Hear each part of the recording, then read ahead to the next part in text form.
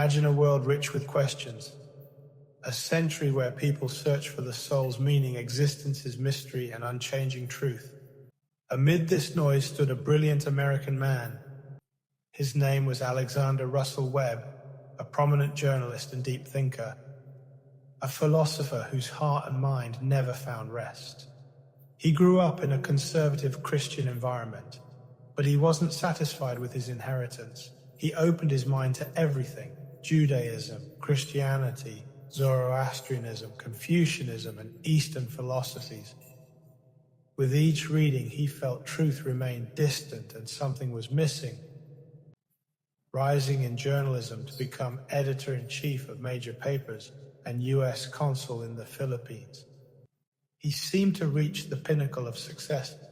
But away from America's noise, in moments of deep silence, the old question returned to his heart.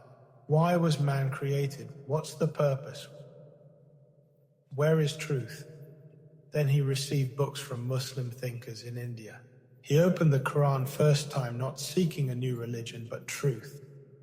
He found verses addressing both mind and soul.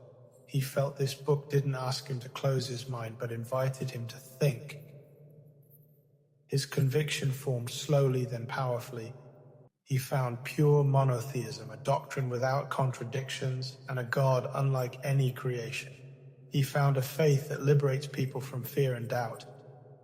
In 1888, he embraced Islam and chose Muhammad as his name, becoming one of the first Americans to convert to Islam through pure intellectual conviction. His conversion wasn't an escape, but an arrival. The arrival of a man who refused to live with half certainty. He returned to the United States to face a society that knew only distorted images of Islam. But he never backed down. He established the first Islamic center, newspapers and magazines. He delivered lectures and wrote books. He stood alone, representing Islam at the First World Parliament of Religions in Chicago in 1893, defending Islam in the rational language the West understood. He would say, "I found nothing in Islam that contradicts reason or wounds the spirit. I found it a pure, simple, and clear religion."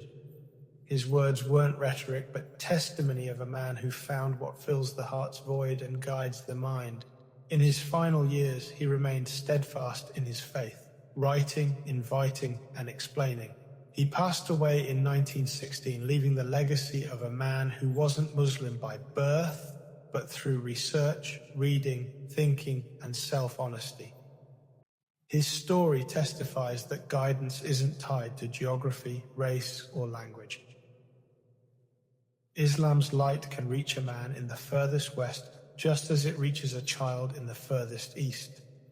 Guidance isn't a distance traveled, but sincerity given.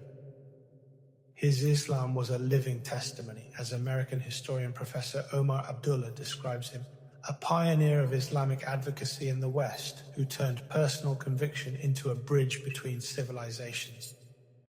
This is Muhammad Alexander Russell's journey, a man who sold his world to buy certainty and left us an eternal lesson that truth is worth any sacrifice. So like Muhammad Alexander, don't surrender your mind to habit or extinguish your questions with custom.